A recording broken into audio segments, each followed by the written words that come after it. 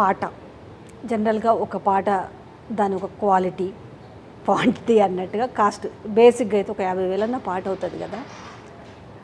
ప్రయాసం మీ మైండ్ పెట్టాలి, రాయాలి, పాడాలి, దానికి గమక ఇవన్నీ ఉన్నాయి కదా. ఎందుకు పాటను తీన్మార్ మల్లన్న మీద అంత సమయం ఎంతో కొంత కేటాయించి పదాలు రాసి పాట పాడి ఎందుకు అవసరం ఏమొచ్చింది? అంటే తీన్మార్ మల్లన్న మీద నేను ఆ సమయం కేటాయించడానికి గల కారణం ఏంటంటే ఖమ్మం, వరంగల్, నల్లగొండ పట్టభద్రులు చదువుకున్న బిడ్డలు ఎవరైతే ఉన్నారో వాళ్ళు గుడిమెట్ల కాడ కూర్చొని అడక తినే పరిస్థితి రావద్దని చెప్పి నేను ఆ టైం కేటాయించవలసి వచ్చింది. ఎందుకంటే తీన్మార్ మల్లన్న అనేటోడు శాసనమండలికి పోయిన తర్వాత ఖచ్చితంగా పట్టభద్రులను అడక తినబెడతాడు. ఎందుకంటే ఆయన ఏ పని చేసిన, ఆయన వేసే ప్రతి అడుగు, ప్రతి నిమిషం, ఆయన బతికే ప్రతి సెకండ్ కూడా తన కోసం తానే బతాడు, ఇతరుల కోసం బతికేటోడు కాదు.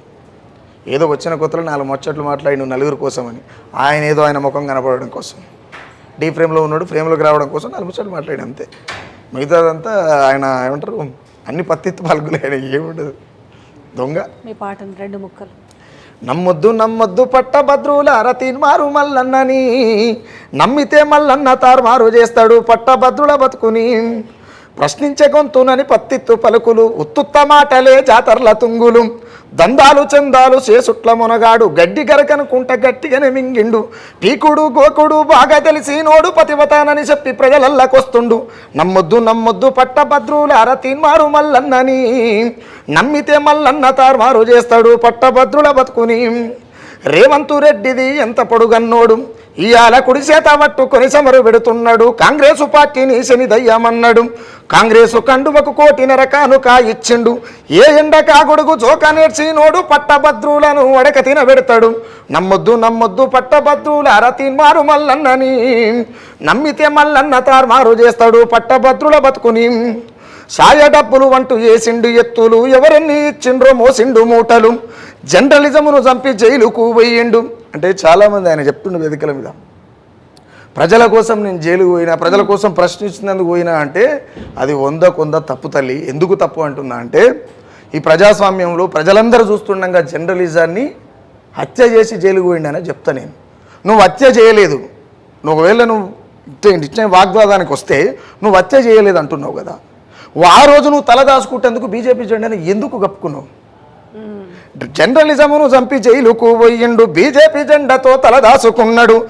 తీటకు తాటాకు మూతికి గట్టుకొని మోసాల మల్లన్న మోడివి జోకిండు. నువ్వు జోకంది వేయడం వలన వేడ జోకంది. తీన్మార్ వార్తలు చదువుతప్పుడు కాంగ్రెస్ పార్టీని తిట్టలే, తెలంగాణ ఉద్యమం జరుగుతున్నప్పుడు కాంగ్రెస్ పార్టీని తిట్టలే. కాంగ్రెస్ పార్టీని గుర్రం గాడిదని పోల్చింది నువ్వే కదా. మరి అలా గాడిద ఎట్లా ఎక్కుతావు? ఆ ఇచ్చేటోళ్ళకి సిగ్గు ఉండాలి, ఈయనకి సిగ్గు ఉండాలి. ఇంకొక విషయం ఏంటంటే నాకు బాగా బాధాకరమైనటువంటి విషయం, మీడియా అంటే యూట్యూబ్ ఛానళ్ళు, మీడియాలు ఇవన్నీ ఉన్నాయి కదా. నాకు చాలామంది ఫోన్లు చేసి ఆ పాట రాసినాక, అన్న నువ్వు చెప్పాలనుకున్న చెప్పగలుగుతావు, ఎందుకంటే నీకు ఆంక్షలు లేవు, నువ్వు పంతులు లేని విద్యార్థివి, సమాజమే నీకు పంతులు, చదువుతూనే ఉంటావు రోజు నిత్య విద్యార్థివి, కానీ మాకు అన్నిటికీ ఆంక్షలు ఉన్నాయన్న, మేము మాట్లాడలేకపోతున్నాం అంటే. నేను అట్లా మాట్లాడేటోళ్ళకి కూడా చెప్తున్నాను మీ ఛానల్ ద్వారా, ఒక దొంగని చెప్పలేనటువంటి జర్నలిజం ఉన్నా ఒకటే, అది ఉరిపెట్టుకొని సచ్చినా ఒకటే. నాకు తెలిసి వాళ్ళు జర్నలిస్టులు అనొద్దు, వాళ్ళని జర్నలిజం అనేదాన్ని నేను యాక్సెప్ట్ చేయనండి. ఎందుకో చెప్పాలా? దానికి కొంచెం ముందు ఇంత చదువు, 4 అక్షరాలు, మరీ ప్రతోడు రేపు యూట్యూబ్ ఛానల్ పెట్టుకొని నేను జర్నలిస్ట్ అంటే మా లాంటి వాళ్ళం మేము బరాబర్ యాక్సెప్ట్ చేయము. ఏం చేసినారు? డెస్కులలో చేసిరేమో, దాని తర్వాత గోషిగొంగ ఏ ఉద్యమంలో ఉన్నారని మీరు ఈరోజు కొంతమంది ఉద్యమంల గురించి మాట్లాడతారు, అంతా మేమని చెప్పే సోకాళ్ళు జర్నలిస్ట్ అంటారు కదా. ఆ జర్నలిజము, జర్నలిస్ట్ అని పలికే నైతిక హక్కు కూడా లేదంటాను. నైతిక హక్కు కూడా లేదని చెప్తాం. మీరు ఇంకేమైనా చెప్పుకోండి, మేము బ్రోకర్ వార్తలు చదివినామో, లోఫర్ వార్తలు చదివినామో. ఎందుకంటే నేను కొంత అగ్రెసివే, ఎందుకంటే మనం ఈ గడ్డ మీద ఉట్టిన వాళ్ళమే కాబట్టి. అలా మేము చూసినాం, అలా ఉద్యమం జరుగుతుంటే మేమేం చేసినాం, లైవ్లు మేము ఎట్లున్నామో మాకు తెలుసు కాబట్టి చెప్తున్నాము. వీళ్ళు వచ్చి మీరు ఉన్నవి 4 జిరాక్స్ కాపీలు పట్టుకొచ్చి ఆ కాగితాలలో ఏమున్నాయో పాపం ప్రజానికంగా తెలవలే, ఇదిగో అంటే నీ దగ్గరకు వచ్చి క్యూలు కడితే నువ్వు దందాలు చేసినావు. ఏ నుంచి వచ్చినాయి? అందరు మాకేం రాలేవు. ఎలా అంగిలాగా అనుకుంటా ల్యాండ్ క్రూజర్లో తిరగొచ్చు. ఏ నుంచి వచ్చింది? నా దగ్గర ఛాయ్కి పైసలు అడుక్కున్నోనివే కదా. ఛాయ్కి పైసలు అన్నోడివి నీకు ల్యాండ్ క్రూజర్లు ఏ నుంచి వచ్చినాయి? మరి సో బొమ్మలు బయటకు వస్తున్నాయి కదా, ఫోటోలు అయితే బయటకు వస్తున్నాయి కదా. ఇదే కాంగ్రెస్ పార్టీలో ఉన్నోళ్ళు, నేను పేర్లు కొన్ని రోజులు ఇప్పుడు చెప్పదలుచుకోవట్లే కానీ కేసుల లిస్టు మొత్తం చూసిరు. ఇదే ఇవాళ ముఖ్యమంత్రి అయిన రేవంత్ రెడ్డి మీద ఈయన అవాకు చవాకులు పేలుతున్నప్పుడు రేవంత్ రెడ్డి ఒక వర్గమే ఇతని చిట్టా మొత్తం తీసిండు. ఓ అమ్మాయిలను చేతులు లాగినాయో, కొంగులు లాగినాయో, రేప్ కేసులలో ఇరుక్కున్నాయి కావచ్చు, చిట్ ఫండ్లు పెట్టే ఏంటివో కేసులలో ఇరుక్కున్నాయి కావచ్చు, నానా చేసిరు. కాకపోతే బాధాకరమైన విషయం ఎందుకు అనంటే ఆ వ్యక్తిని దొంగ తీసుకొచ్చుకొని పక్కన కూర్చోబెట్టుకున్నారు. కానీ అయినా తెలంగాణ ప్రజలకు అంటే ఇంకా నమ్మబలుకుతున్నారు అని అంటే ఇంకా మేము గెలుస్తామనే హోప్ని ఏమనుకోవచ్చు. అంటే ఎందుకు ఈ హోపు అంటే 4,64,000 పట్టభద్రుల ఓట్లు అంటే మేము వాళ్ళను కూడా అమ్ముడు పోరు నాకు తెలిసి. ఎందుకంటే విద్యావంతులు, చదువుకున్న వివేకవంతులు కాబట్టి అమ్ముడు పోరు. కానీ మేము దాన్ని ఎట్లాగైనా మా గుప్పిట్లో పెట్టుకోగలుగుతామనా అంటే ఇక్కడ అధికారంలో కాంగ్రెస్ పార్టీ ఉన్నది. నేను అభ్యర్థిని కూడా అక్కడి నుంచి వచ్చిన. పట్టభద్రుల్ని ఏమంటారు, చిన్న చూపు చూడడం ఒక రకంగా. వీళ్ళకేం తెలియలేదు, వీళ్ళు పిచ్చోళ్ళు, నన్ను గెలిపిస్తారు 4 ముచ్చట్లు చెప్తే అనే ఆలోచన, ఆ హోపు అట్లా ఉంది ఆయనకు. ఎందుకు అనంటే పట్టభద్రులు తిరగబడితే ఎట్లుంటుందో ఈసారి చూపిస్తారు. మామూలుగా ఏం చూపారు, మళ్ళీ రాజకీయాలకు రాకుండా చేసి చూపిస్తారు. ఇంకొక విషయం ఏంటంటే సింపుల్ లాజిక్ చెప్తాము. నేను మొన్న ఖమ్మము ఆ ప్రాంతం ఎక్కడికి పోయిండు ఆయన. అక్కడ ఉన్నటువంటి ప్రజలే బూతులు మనం మాట్లాడుకోనికి లేదు. అక్కడ ఉన్నటువంటి ప్రజలు నువ్వేం చేసినావు, ఇంకెన్ని పార్టీలు మారుతావు మళ్ళన్న అని చెప్తే మైక్ ఆడ కిందేసి వెళ్ళిపోయాడు. నువ్వు ఒక పట్టభద్రునికే సమాధానం చెప్పలేను, 4 లక్షల పైచిలుకున్నోనికి ఏం సమాధానం చెప్తావు రేపు? నీ ఓటమి స్టార్ట్ అయినట్టే కదా. నువ్వు దొంగవని క్లారిటీ వచ్చింది కదా. నువ్వు నిజంగానే దొంగతనం చేయనప్పుడు నిలబడి మాట్లాడతావు. ఇప్పుడు నా తోటలకు వచ్చి నువ్వు పండ్లు తెంపకపోతే ఏం భయా అని మాట్లాడుతావు. వచ్చి పండ్లు తెంపిన తర్వాత చేతులు కట్టుకొని చెప్పాటేలా అంటావు. ఈ క్లారిటీ లేదా పట్టభద్రులకు ఉన్నది కదమ్మా. కాబట్టి మల్లన్న అనేటోడు పక్కా ఓడిపోతుంది అంటే డౌటే లేదు, సందేహపడవలసిన అవసరం లేదు. ముఖ్యంగా ఇప్పుడు యనుమల రేవంత్ రెడ్డి అనేట ఆయన రెడ్డి పరిపాలనలో నమ్మించి మొట్టమొదటిసారిగా గొంతు కోసేది మల్లన్ననే, అంటే డౌటే లేదు. మల్లన్నను కొయ్యాలి కూడా, వాస్తవాన్ని కొయ్యాలి కూడా ఆయనని. నేను మాట చెప్తామా, నాకు 4 years బ్యాక్ కాల్ వచ్చింది ఆయన ఛానల్ నుంచి ఇంటర్వ్యూ చేద్దామని.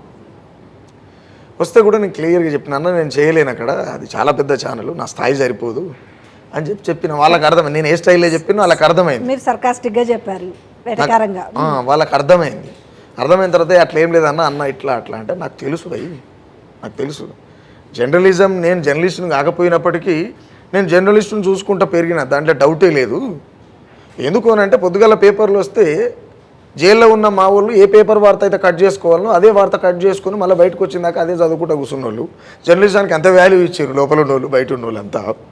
కాబట్టి ఆ క్లారిటీ ఇక్కడ లేదు. నువ్వు ఒక భాష మాట్లాడేటప్పుడు స్వయాన ఒక రాష్ట్ర ముఖ్యమంత్రిని పట్టుకొని వాడు వీడు అని ఎట్లా మాట్లాడతారు? మా జర్నలిజంలో ఏడ చదువుకుండా ఆయన, ఏడ రాసింది జర్నలిస్ట్ వాళ్ళు అట్లా అనమని ఉందా ఆయన?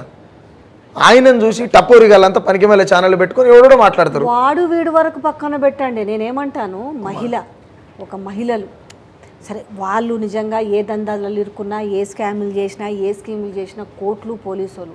నువ్వు ఆడోళ్ళకి సిమ్స్ ఓటు పేర్లను తైతక్క, నాకు పార్టీలతో సంబంధం లేదు. నువ్వు ఎక్కడ గౌరవించినవు ఈరోజు నువ్వు తెలంగాణ ప్రజల గురించి అక్కడ మాకు బాధిస్తుంది. జర్నలిజం అంటే రోధించేది అదే. అమ్మ నేను ఇప్పుడు అదే చెప్తున్నా.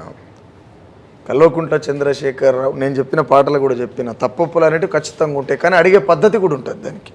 నీ ఇష్టానుసారంగా ఏమంటారు, అన్నం తిన్నట్టే మాట్లాడాలి, రోత తిన్నట్టు మాట్లాడనీకి లేదు. ఒక ఆడబిడ్డను పెట్టుకుని తక్క చెలికత్తె లిక్కర్రా అని దొంగ అయి ఉండొచ్చు భయ్, దొంగ అని చెప్పాడు దానిడు తిట్టుకుంటే చెప్పాలా? ఆధారాలతో చెప్పు.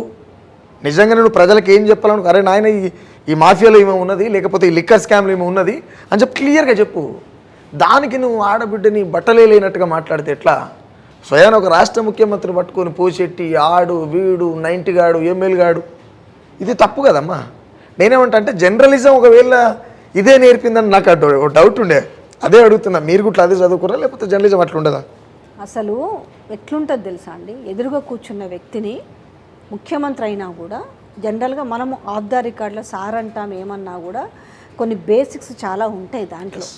అతన్ని కూర్చున్నప్పుడు మనము స్వార్థం లేకుండా అతని నుంచి ఏం ఎక్స్పెక్ట్ చేయకుండా ఆయనను ప్యాంపర్ చేయకుండా ఏది చేయకుండా కల్వకుంట్ల చంద్రశేఖరరావు గారు రాష్ట్ర ముఖ్యమంత్రి గౌరవనీయ సార్ కూడా అన్నారు తెలుసా. ఎస్ చాలామంది అనుకుంటారు కదా సార్ తెలియనోళ్ళు ఎందుకు ఎదుటి వ్యక్తిని సారనో పొగరా అంటే అతని నుంచి నువ్వు ఏదో ఆశిస్తున్నట్టు అతన్ని గౌరవంగా మీరు ఉంటే ఇప్పుడు చుక్క రామ్ నరసయ్య గారు కొన్ని ఉన్నాయి కొన్ని నువ్వు వాళ్ళని తిట్టొద్దు నువ్వు పొగడొద్దు వార్తని నువ్వు వార్తలాగా చూపించు అందరూ మేము కోరుకునేది కదా ఏ పార్టీ మరి ఇలా ఇదే మాట మేము అడుగుతాం ఇదే మరి లోఫర్ లఫంగా ఎందుకో రేవంత్ రెడ్డిని అంటలేవు ఇలా 6 గ్యారంటీ స్కీమ్లలో 13 అంశాలు ఉంటే నిక్కచ్చిగా కూర్చొని నిస్సిగ్గుగా మేము 4 స్కీములు ఇచ్చినామని చెప్తుంటే మరి ప్రజలు అల్లాడుతుంటే నువ్వు ఎందుకో నిలదీస్తలేవు. సరే నేను అదే మాట అడుగుతున్నా మరి ఎందుకు నిలదీస్తలేవు.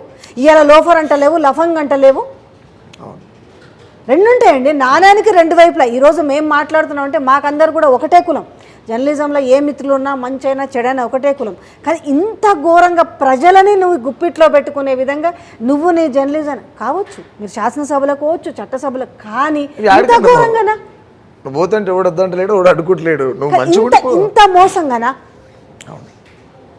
వణికిచ్చి నువ్వు ఒక్కొక్కరిని ఎంతమందిని సెటిల్మెంట్ నీ దగ్గర ఇప్పుడు మీకు సంబంధం లేదు అతని దగ్గర పని చేసిన వచ్చి కూడా లంగా దొంగ అనే మాటలు అంటే అతని నైజం చూసిన వాళ్ళు కూడా మీరు అతనితో లేకపోయినా కూడా అతనికి మీది ఒక వాల్యుబుల్ టైం మీరు ఏ పాట రాసుకున్నా మీకు డబ్బులు వస్తాయి కానీ అతనికి ఆ వ్యక్తి కోసం పాట రాసి ఈరోజు పాడే పరిస్థితి వచ్చింది అతని నిజ స్వరూపాన్ని తెలియజేయపరుస్తున్నారంటే మీకు ఎక్కడ గుచ్చుకొని ఉంటుంది పెయిన్ భయపడకుండా